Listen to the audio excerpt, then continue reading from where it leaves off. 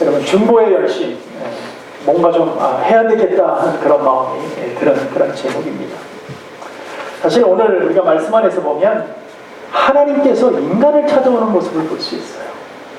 하나님께서 인간의 모습을 가지고, 우리 주님이 하나님이셨는데 인간의 모습을 가지고 오신 것과 같이 그 예표 삼은 것 같아요. 우리 하나님께서 직접 두 천사를 거느리고 오늘 찾아오셨어요. 우리 인간에게 찾아오셨다는 거예요. 얼마나 귀한 일입니까? 그런데 찾아오신 목적이 있었다는 거예요. 그냥 오신 게 아니고요. 목적이 두 가지가 있었는데, 첫 번째 뭐냐면 사라가 아들을 낳을 것이라는 거예요. 근데 우리가 생각하는, 여자가 애 낳는 건 당연하죠. 근데 낳을 수 없는 사람이 낳았다는 거는, 야, 이거 대단한 일이죠. 그래서 첫 번째 그 하나님께서 말씀하시는 그 목적이, 찾아오신 목적은 사라가 아들을 낳을 것이라는 것이고, 두 번째는 뭐냐면 소돔과 고모라를 그냥 불로 심판하시기 위해서, 그 심판을 하기 전에 하나님께서 확인차 오신 거예요. 그러니까 저는 이 말씀 속에서 참 귀하게 느끼는 것은, 하나님께서 무슨 일을 하실 때 다 그냥 확 마음대로 해버리시지 않더라는 거예요. 확인하시고 고민하시더라는 거예요. 징계 받을 사람인데도 불구하고 하나님은 고민하시더라는 거예요. 그렇다면 저와 여러분은요, 하나님의 사람들은요, 얼마나 하나님 고민하시겠어요? 우리에게. 우리의 마음을, 우리 그 믿음의 자녀들이 힘들어하는 모습을 보면 얼마나 하나님의 속상해 하시고 정말 애통해 하시겠냐는 거예요. 그 마음을 좀 여러분 읽어보시라는 거예요. 이렇게 어느 날 갑자기 찾아오신 주님을 아브라함이 발견했다는 거죠. 그러고 나서 그 앞에 달려가서 참 정중하게 모셔서 대접하고 있더라는 것입니다. 여러분, 우리가 언제 어디서 하나님을 만날지 몰라요. 우리가 언제 어디서 그 주님을 만날지 몰라요.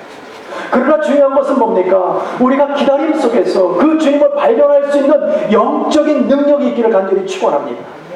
주님이 오셔도 주님을 발견치 못하면 그건 아무런 소용이 없잖아요.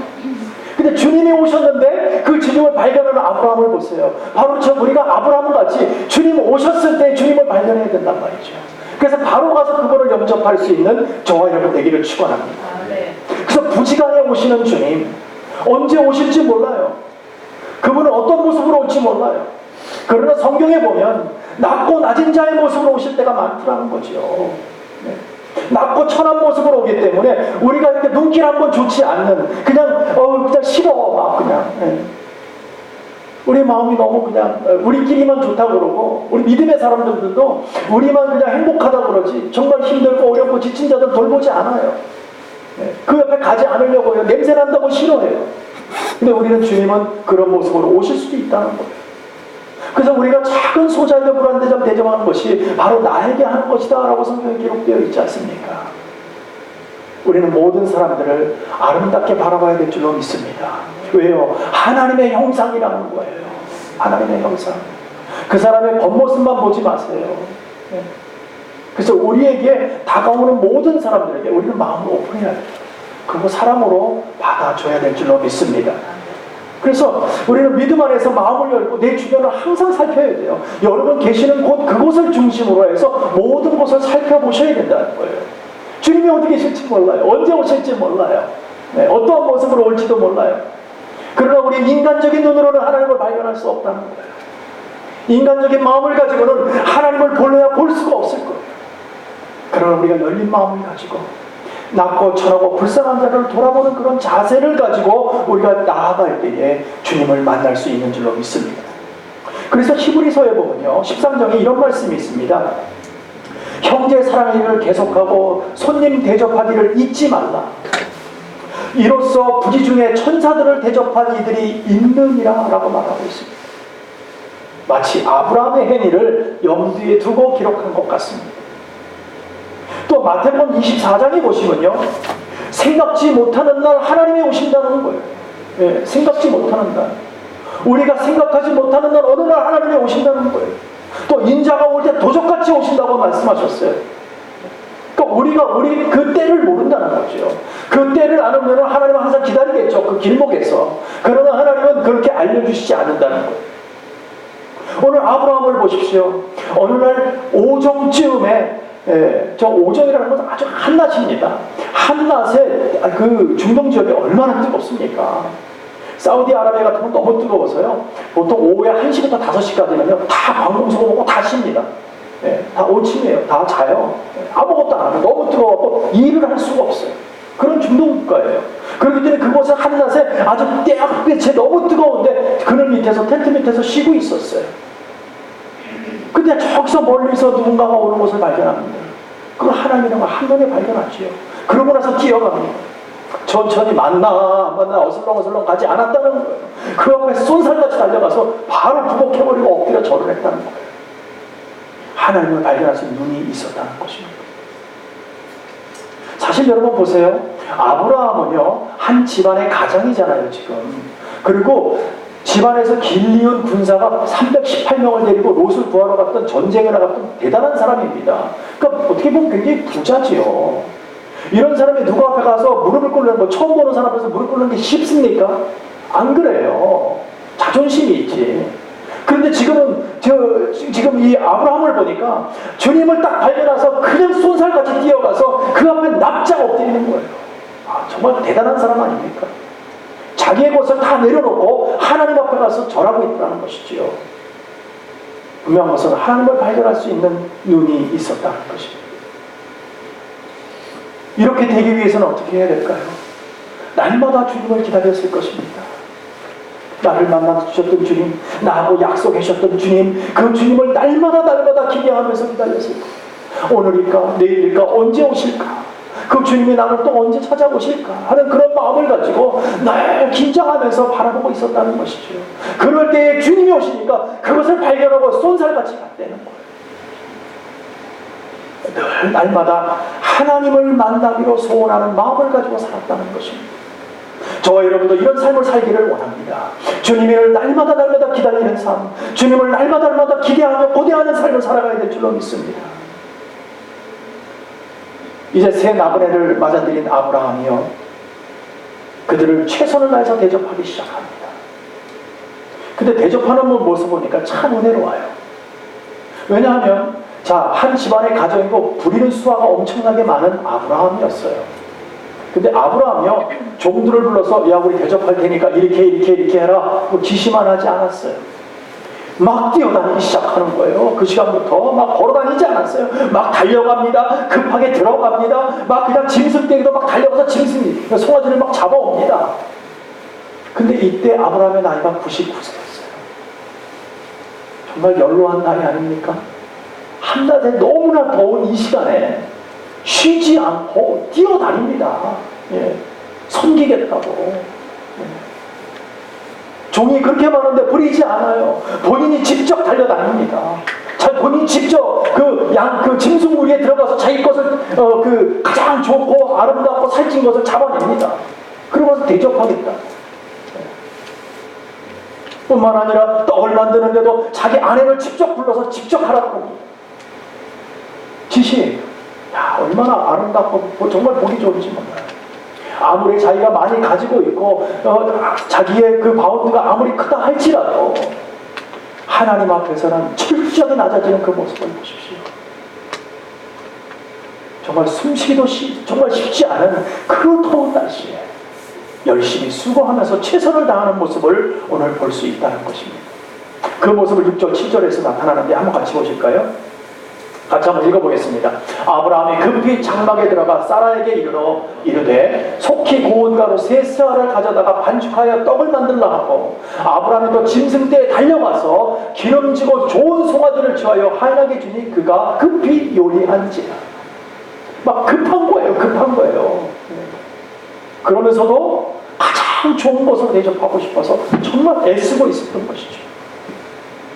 그런데 지금 아브라함이 하는 것이 무슨 보상을 받기 위해서 하는 거예요? 아니에요. 자기한테 돌아올 것이 아무것도 없는 사람 가운데 자기는 그런 열심을 다해서 섬기고 싶었던 것입니다. 이게 우리 믿음의 사람들의 모습인 거예요. 우리는 하나님께 무슨 대가를 바라는 것이 아닙니다. 왜요? 너희는 벌써 주어졌다는 거지요. 저와 여러분은 벌써 대가를 받은 거예요. 무엇으로요? 십자가의 보혈로 우리는 천국 백성 된 줄로 믿습니다. 그렇기 때문에 우리는 그것만으로도 너무나 행복한 거예요. 그러니까 모든 것을 다 바쳐도 기쁜 거예요. 하나님을 열심히 섬기는 그 자체가 나의 삶이 다 들어간다 할지라도 그것이 너무 기뻐지는 거예요. 그것이 우리의 삶이잖아요. 아브라함의 모습을 볼 때 그것을 발견할 수 있었다는 것입니다. 뿐만 아니라 대접할 때 인색하게 대접하지 않았습니다. 아주 극진히 대접했다는 거예요. 가장 좋은 것으로 직접 대접하고 있다는 것입니다. 그러니까 자신이 할 수 있는 범위 내에서 최선을 다하고 있는 거예요. 여러분도 우리를 섬기기 위해서는 최선을 다하기를 원합니다. 주님을 섬길 때에 대충 하지 마십시오. 오늘 안 하고 내일 하면 되지 그러지 마십시오. 하나님은 우리와 항상 함께 하신다고 그랬잖아요. Stick together. 함께 하잖아요. 우리 어디를 가도 하나님 항상 붙어 다니잖아요. 항상 같이 계시잖아요. 왜? 우리 마음 가운데 계시니까. 그 성령이 우리 안에 계시니까. 그런데 그 성령님이 뭐 들어갔다 나갔다 뭐 나 하고 싶으면 하고 안 하고 싶으면 안 하고 맨날 그럴 수 있겠어요? 하나님 그러시면 싫어하시죠. 내가 너와 함께 하지 않느냐? 그러면 너는 어떻게 살기를 바라느냐? 열심을 다했으면 좋겠다. 그래도 세월은 금방 간다는 거죠. 그래서 우리에게 늘 말씀하신 건 세월을 아끼라. 신속하게 날아가는데 그냥 뭐 화살처럼 화살이 시위에서 떠난 것처럼 그렇게 빨리 날아간다는 거예요. 우리의 세월들이. 여러분 어느 날 거울을 보셨습니까? 여러분의 얼굴들이 어떻게 변해 있던가요? 어릴 때 그 모습이 그대로 있던가요? 아니에요. 언제 이렇게 내 얼굴이 변했지? 깜짝깜짝 놀랄 때가 있잖아요. 저는 거울을 어느 날 딱 보는데 우리 아버지가 서 계시더라고. 깜짝 놀랐어요. 자세히 보니까 저더라고요. 우리의 마음이 그런 거예요. 나도 모르게 세월은 그렇게 빨리 가는 거예요. 근데 세월 속에서 나는 내일 모레 미뤄갖고 언제 하나님 섬길 수 있냐는 거지. 주어진 시간 속에서 최선을 다해서 하나님께 봉사하며 나가기를 그렇게 살아가는 것이 가장 귀하다는 것을 여러분 기억하시기 바랍니다. 오늘 아브라함의 모습을 닮아가기를 원합니다. 남을 대접하고 섬기고 봉사하는 그 자세를 배우기를 소원합니다. 그래서 우리가 남을 대접할 때 마치 하나님에게 대접하는 것처럼 하나님에게 영접하는 것처럼 열심을 다하는 거예요. 최선을 다해서 대접하는 거예요. 선별하면 안 됩니다. 우리는 나와 볼 때에 나와 친분이 별로 없어. 그리고 저 사람은 가진 것도 없어. 그러니까 뭐 저 사람은 대충 그냥 저 사람은 짜증만 하나로 때우고 저 사람은 귀해. 그래 저 사람은 스테이크로 모셔야 돼. 이러면 안 됩니다. 그러지 마세요. 하나님 보실 땐 다 귀한 거예요. 그러니까 동일하게 섬기라는 거예요. 동일하게. 제발 좀 나누지 말라는 거예요. 하나님은 함께 하라는 거예요. 함께. 근데 우리의 마음에는 벌써 분류하고 있잖아요. 너는 이렇고 너는 저렇고 얘는 되고 얘는 안 되고 우리 마음 가운데 다 벌써 이 방어막을 다 쳐놓고 있잖아요. 하나님 그러지 말라는 거예요. 부지 중에 내가 그 안에 있을 수도 있다는 것이죠. 여러분 우리가 열심히 대접하며 살 때에 계시록에 보면 마지막 심판 때에 백보자 심판이 딱 있을 때 양과 염소로 이렇게 나눈다고 했습니다. 오른편과 왼쪽으로 이렇게 나눠서 이제 이렇게 나누게 된다고 합니다. 이때에 우리는 오른쪽 양의 편에 서야 되는데 그때 우리가 이렇게 얘기할 수 있죠. 주님 우리는 아무것도 한 게 없는데 어떻게 우리가 여기 서 있을 수 있습니까? 라고 물어볼 수 있어요. 하나님께. 이렇게 잘한 거 없는데 나 정말 이렇게 어떻게 천국 백성이 됐지? 내가 뭐 하나님께 뭘 하나 제대로 한 것이 없는데 라고 우리가 주님께 질문할 수 있습니다. 그럴 때에 주님께서 뭐라 그러시겠어요? 성경에 보니까 이렇게 말씀하고 계십니다. 내가 줄일 때 너희가 먹을 것을 주었고 목마를 때에 마시게 하였고 나그네 되었을 때 영접하였고 벗었을 때 옷을 입혔고 병들었을 때 돌아보았다고 얘기합니다. 옥에 갇혔을 때 와서 찾아왔었다는 거예요. 그랬더니 오른편 의인이 오른편의 양의 그 길에 서 있는 그들이 우리가 언제 그랬습니까? 난 주님께 한 적이 없어요. 그렇게 라고 질문했어요. 그러니까 뭐라고 말씀하시는 우리 주님이 내가 진실로 너희에게 이르노니 너희가 여기 내 형제 중에 지극히 작은 자 하나에게 한 것이 곧 나에게 한 것이다. 그래서 내가 너에게 상 주는 거야. 너를 천국 백성으로 이끄는 거야. 네가 그래서 오른쪽 양의 선에 그 라인에 서 있는 거예요. 그 말씀하고 있는 거예요. 만약 우리 마음 가운데 우리가 살아가는 동일한 모습 속에서 우리가 이 사람은 되고 이 사람은 안 되고 그런 모습으로 살아간다면 우리 그렇게 갈 수 있겠어요? 오른편에 쓸 수 있는 자격이 있겠습니까? 그렇지 않다는 거예요. 그러니까 우리 크리스찬들은 오픈이에요. 나눔이에요. 뿐만 아니라 우리는 마이너스예요. 우리는 항상 마이너스 통장해야 돼요. 왜요? 우리는 섬기기 위해서. 하나님께서 우리가 여기서 마이너스지만 하나님 나라에는 플러스가 되는 줄로 믿습니다. 이 땅에서 우리가 플러스로 움켜잡으면 하늘에서는 마이너스인 거예요. 여러분 오늘 믿음 안에서 오늘 주님이 말씀하시잖아요. 마태복음 25장에서 말씀하신 걸 기억해 주시기 바랍니다. 내가 언제 그랬습니까? 내가 작은 소작이 한 것이 바로 나한테 한 것이다. 이 말씀을 기억해 주시기 바랍니다. 오늘 우리 모두가 긍휼한 마음을 가지고 우리가 주변을 살펴보십시오. 헐벗고 굶주리고 불쌍한 자들을 돕는 것이 우리가 정말 마음이 있어야지 그게 되는 거 아닙니까? 성령의 은혜가 있어야 그들에게 돌보고 싶은 마음이 생기는 것 아닙니까? 우리는 미국에서 풍족한 곳에 살아가고 있습니다. 너무너무 풍족해요. 여러분 배고파서 굶어 죽는 사람이 없잖아요. 하루에 한 끼뿐이 못 드시는 분 계십니까? 다이어트 하는 사람 빼고. 네. 정말 없어서 못 먹는 사람이 있습니까? 미국에서 없어서 먹는 사람은 게으른 사람이에요. 그냥 후리로 주는 푸드가 너무 많아요. 그런데도 우리는 그걸 찾으려고 생각하지 않아요. 우리 미국에서 음식 쓰레기로 버려지는 것만 해도 아프리카 사람들 다 내주기도 남는답니다. 그만큼 우리가 많이 버리고 있어요. 결국은 뭡니까? 우리가 나누지 않고 있다는 거예요. 나누지 않고 우리만 좋다고 내 것만 좋다고 하는 거예요. 우리가 믿음 안에서 우리가 정말 부지중에 오시는 그 주님 언제 오실지 모르지만 그 주님을 항상 대접한다는 마음으로 우리 주변을 항상 돌아보시기를 바랍니다. 아브라함은 정말 섬기는 마음으로 나그네들을 대접했어요. 그분이 바로 주님이셨어요. 그 주님을 대접받고 나서 아브라함에게 묻습니다. 자, 9절 10절을 같이 볼까요? 같이 있습니다. 그들이 아브라함에게 이르되 내 안에 사라가 어디 있느냐? 대답하되 장막에 있나이다. 그가 가라사대 기한이 이를 때에 내가 정녕 내게로 돌아오리니 내 안에 사라에게 아들이 있으리라 하시니 사라가 뒤 장막문에서 들었더라. 아멘. 계속해서 12절에 보면요, 사라가 속으로 웃고 이르되 내가 노쇠하였고 내 주인도 늙었으니 내게 어찌 낙이 있으리요? 그럽니다. 한마디로 소망이 없다 그 얘기죠. 말도 안 되는 소리를 하고 있어요. 밥 잘 먹여놨더니 엉뚱한 소리 하고 있어. 피식거리고 뭐예요? 마음속에서 비웃었다 그 얘기죠. 이때 마음을 중심을 보시는 하나님께서 말씀을 어떻게 하시냐면 사라야 내가 왜 웃느냐? 왜 웃었어? 그 얘기를 물어봅니다.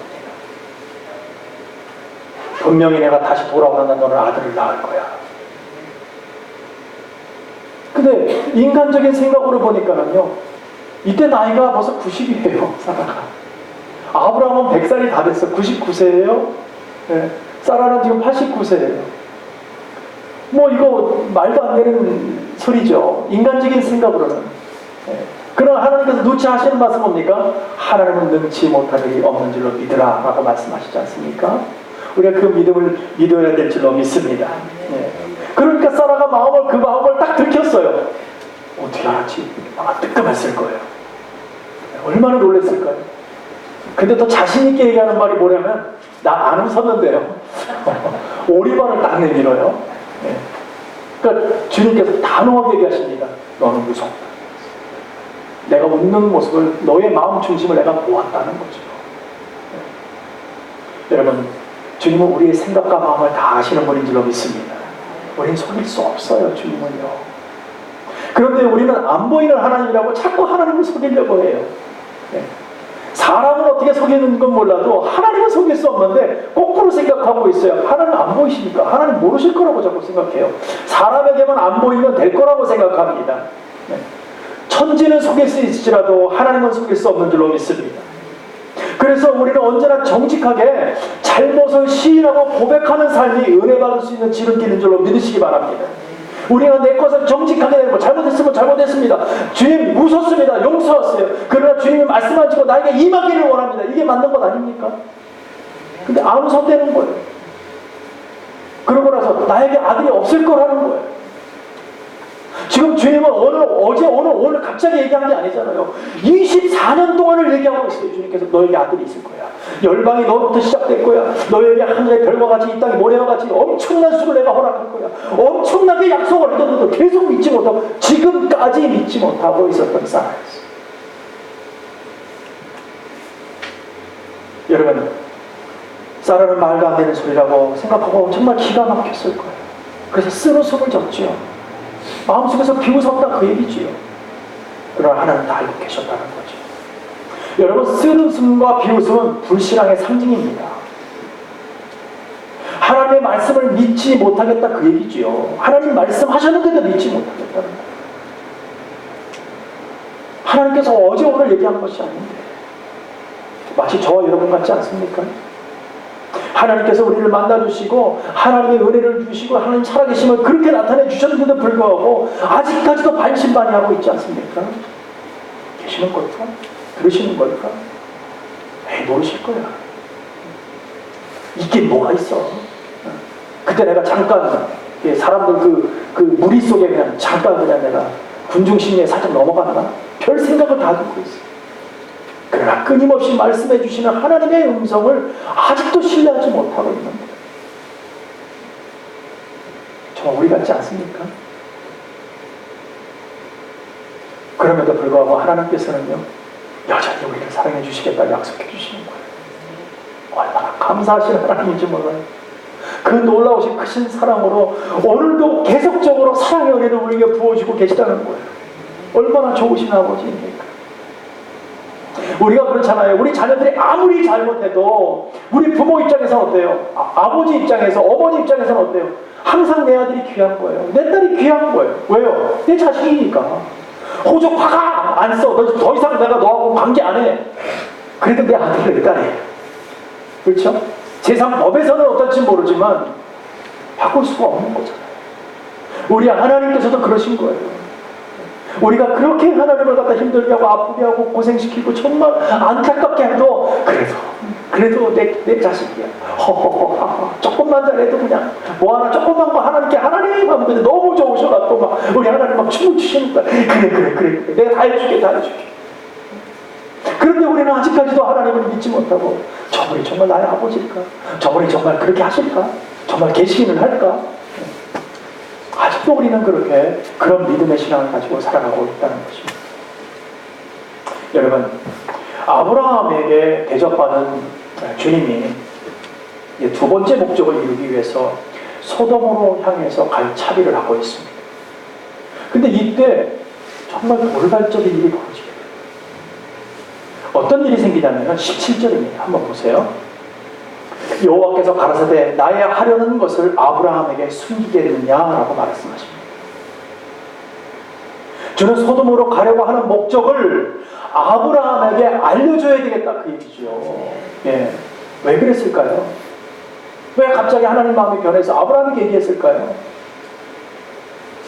그것은 하나님과 아브라함의 친근한 관계에 있었기 때문입니다. 친했기 때문이라는 거예요. 우리도 왜 친한 사람에게는 우리의 비밀을 다 얘기하지 않습니까? 근데 지금 친근한 아브라함에게 하나님께 자신의 목적을 다 얘기해주고 싶다는 거죠. 지금 저는 이 말씀에 너무 은혜도 됐지만 너무 부러웠어요. 저는요. 아브라함이 저는 그렇게 부러운 사람이 아니었어요. 그런데 이 대목, 이 말씀 한마디 저는요 너무너무 부러워지기 시작하는 거예요. 도대체 하나님하고 얼마나 가까웠으면 하나님께 자기의 비밀을 알려주고 계시냐는 거죠. 그렇지 않습니까? 하나님 자신의 계획을 당신 아무도 몰라.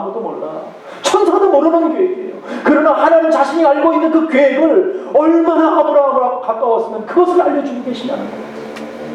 저 여러분들께 친근해지기를 원합니다. 하나님과 함께하기를 원합니다. 하나님의 비밀을 알 수 있는 정도까지 가기를 원합니다. 네. 그게 우리의 삶이 돼야 되잖아요. 정말 여러분들과 믿음 안에서 함께하지만 정말 무엇보다도 여러분 인간적으로 함께하는 것 그건 둘째 문제예요. 하나님하고 정말 친밀한 관계로 가셔야 돼요. 그게 첫 번째예요. 교회 목사에게 잘 보이려고 하지 마세요. 무슨 소용이 있어요. 저도 사람이에요. 기분 나쁘면 나쁜 거예요. 오늘 좋다고 내일 싫으면 싫은 거예요. 그러나 하나님은 그렇지 아니하시다는 거예요. 그 하나님을 믿고 가셔야 되고 그 하나님과 친밀한 관계에 있을 때 하나님의 비밀을 알 수 있다는 것이죠. 이게 얼마나 중요한 일입니까? 그러나 우리는 교회 생활을 오래 했지만 하나님과 친해지고 싶은 마음이 전혀 없는 사람들이 얼마나 많은지 몰라요.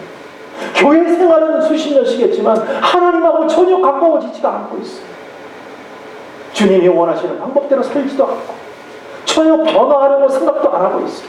그냥 나는 나야, I am me, 그냥 가는 거예요. 오늘 여러분 바뀌고 돌아와야 될 줄로 믿습니다. 하나님께 친해져야 됩니다. 그것만이 살 길입니다. 오늘 하나님께 돌아와서 정말 돌이켜서 하나님과 친해질 때에 하나님의 음성도 들을 수 있고 하나님의 비밀도 알게 되고 축복도 받게 되는 줄로 믿으시기 바랍니다.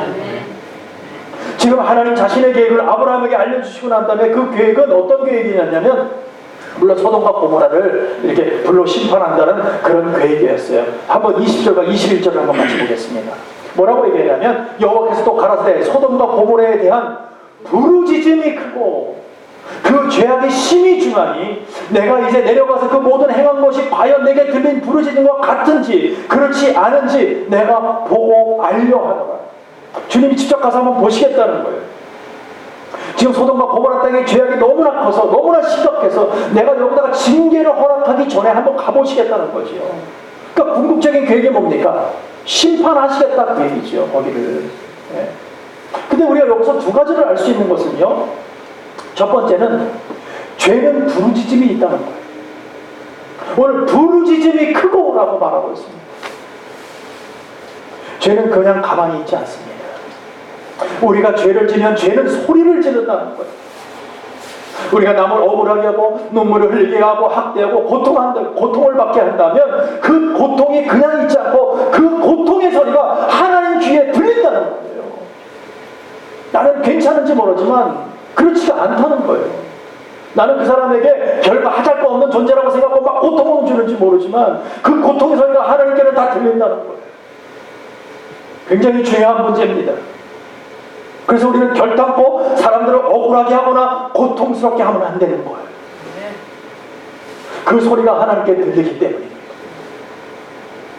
두 번째는 하나님께서는 심판하기 전에 확인하신다는 것입니다. 오늘 본문을 봐도 하나님께서 죄가 있는 곳에 바로 심판하지 않는 거예요. 이것 보라, 내가 이것들을 가만 놔두지 않겠다. 그러면서 확 심판해버리는 게 아니라는 거예요. 주님께서 친히 찾아가서 어떻게 됐나 확인해 보시고 난 다음에 거기다 심판하는 거예요. 왜 그랬을까요? 그것도 하나님의 형상으로 지은 하나님의 사람입니다. 그래서 그 상황을 확인하고 난 이후에 심판하시겠다는 것입니다. 여러분 한번 잘 생각해 보세요. 주님께서 확인하러 가셨어요. 이 확인한다는 뜻에는 뭐가 있을까요? 찬스라는 게 있지 않습니까? 기회를 주어지겠다 그 얘기죠. 내가 가서 볼 때에 그들이 돌이키면 어떻게 되겠어요? 살 길이 열리는 줄로 믿습니다. 하나님 기회를 주시는 거예요. 돌아오라. 다리 돌이키라. 그 죄악에서 죄악 가운데 떠나라. 하나님께서 기회를 주시는 거예요. 그러니까 이 돌이키는 역사가 얼마나 중요한지 몰라요. 마치 여러분 요나서를 읽으셨잖아요. 요나서 보면 니느웨 사람들에게 요나가 가서 막 하나님의 징계가 임할 거라고 막 선포하지 않습니까? 그랬을 때에 그 왕부터 시작해서 백성들 그리고 또 동물들까지도 다 회개의 자리로 나옵니다. 그러니까 하나님이 징계하시려다가 징계를 철회하세요. 얼마나 놀라운 일이 벌어졌는지 몰라요. 여기도 마찬가지죠. 이들이 정말 믿음 안에서 돌이키기만 한다면 하나님께 징계하지 않았을 거예요. 근데 돌이키지 않으니까 징계가 내렸던 거예요. 저희 여러분도 마찬가지입니다. 하나님께서 오늘 말씀하고 계시잖아요. 돌아오라, 돌이키라. 죄에서 떠나라는 거예요. 근데 오늘도 여러분들이 떠나지 않고 여전히 그대로 있다면 여러분 징계가 임합니다. 그렇게 안 되기를 원합니다. 물론 우리는 걱정할 거 없어요. 믿음의 사람들은, 하나님의 사람들이 뭐 징계 받은 일이 뭐 얼마나 있겠어요. 네. 그러나 하나님께서는 오늘도 하나님의 사람 속에서 하나님의 음성을 듣게 하시고 그래서 하나님의 방법대로 살아가기를 원하신다는 것이죠. 그래서 분명히 우리에게 주어질 때에, 기회가 주어질 때 돌이킬 때 하나님의 영광은 나타나는 줄로 믿습니다. 자, 이 심판의 말씀을 아브라함이 들었어요. 거기 징계한답니다. 그러니까 마음이 어떻겠어요? 안절부절 못하는 거 왜요? 그 땅에 누가 살고 있어요 지금? 조카 롯이 살고 있잖아요. 예. 사랑하는 아들처럼 여기는 롯이 거기 살고 있잖아요. 자기가 얼마 전에 가서 구해온 롯의 가정이 거기 살고 있잖아요. 그 막 안절부절 못하는 거예요. 야, 이걸 어떡하나. 마치 어떤 거냐면, 시한폭탄, 왜 우리 영화 보면 시한폭탄 시간 막 거꾸로 막 지나가잖아요. 예. 그래갖고 마지막 0이 되면 터지는데, 0 되기 전에 1만 남아서도 탁 버튼을 누르면 싹딱 될 텐데, 어떻게든 이걸 해체를 해야 되는데, 해체를 못하는 거야. 하나님, 어떡합니까? 기회를 좀 주세요. 어떤 팁을 좀 주셔야 뭐 어떻게 얘기하지 않겠습니까? 예. 그러면서 23절에서 이렇게 말합니다. 그냥 너무 급한 마음에 가까이 나가 가로되 주께서 의인을 악인과 함께 멸하시려나이까.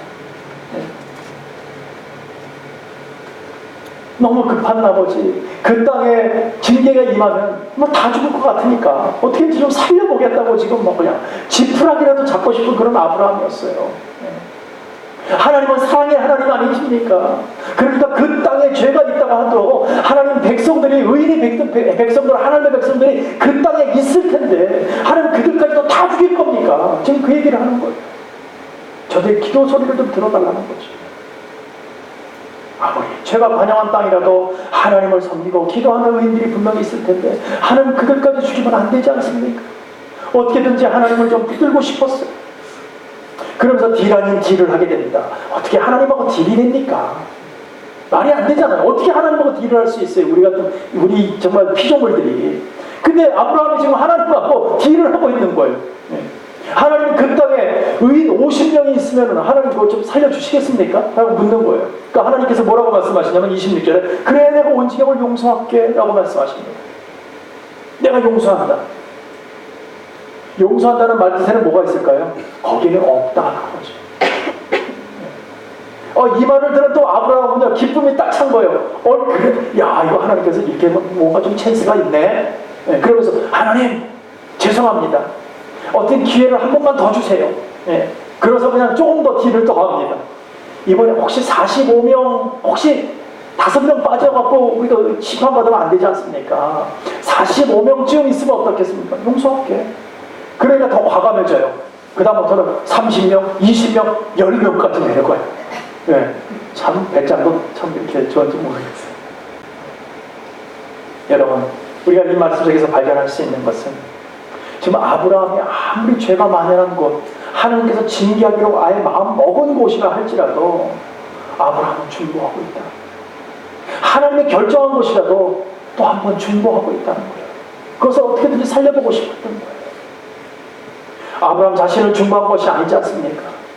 그는 죄가 있는 곳, 소망이 없는 곳, 심판을 받아 마땅한 것을 정말 최선을 다해서 지금 중보하고 있는 그 삶을 살아가고 있는 모습을 오늘 우리는 배우기를 원합니다. 우리는 너는 안 될 거야, 너는 되지 않을 거야, 저는 싫어, 이것이 아닙니다. 우리는 그런 마음의 결정을 하면 안 된다는 거예요. 설령 하나님께서 징계하기로 작정했다 할지라도 우리는 그를 살려달라고 우리는 매달려야 되는 거예요. 그게 우리의 믿음의 사람들입니다. 그래서 우리 모두가 사회에 어둡고 힘들고 지친 곳을 향해 중보하는 성도들이 되기를 간절히 축원합니다. 예수님도 십자가상에서 우리를 사랑해 주셔서 사랑의 중보를 해주시잖아요. 죽음 직전까지, 이제 죽음에까지 자기의 피와 물을 다 쏟는 그 자리에 나가셨는데도 불구하고 우리를 사랑하신다고 우리를 중보해 주시죠. 저들을 좀 구해달라고 하나님 말씀해 주시잖아요. 그 사랑이 오늘 우리에게 있기를 원합니다. 그 사랑의 열정을 가지고 우리 중보하는 교회가 되기를 원합니다. 그것만이 우리가 살 길이에요. 그것만이 우리가 은혜를 전하는 자, 그게 가장 먼저 나가야 될 것이에요. 여러분, 하나님은 중보하는 삶을 너무나 기뻐하세요. 너무 기뻐하세요. 왜요? 중보하는 건 나를 내려놓는 거잖아요. 남을 높여주고 나는 내려놓는 거잖아요. 그 삶을 하나님은 기뻐하신다는 거예요. 사랑하는 성도 여러분, 오늘 우리 모두는 주님과 조금 더 가까워지기를 원합니다. 그래서 주님의 음성을 듣고 주님과 함께하는 삶이 될 때 그 삶은 성공적인 삶이 될 수 있습니다. 또 무엇보다도 인생의 성공도 중요하지만 하나님이 인정해 주시는 그런 삶이 된다는 것을 꼭 기억해 주시기 바랍니다. 그러나 그 복된 삶으로 나만 기쁘다, 나만 행복하다라고 있는 것이 아니라 나라와 민족과 교회와 이웃을 위해서 열심히 중보하며 살아가는 저와 여러분이 될 때에 정말 하나님의 놀라운 기적을 체험할 뿐만 아니라 하나님의 비밀까지도, 하나님의 생각까지도 알려주는 그런 놀라운 일들이 하나님을 통해서 우리가 알게 된다는 것입니다.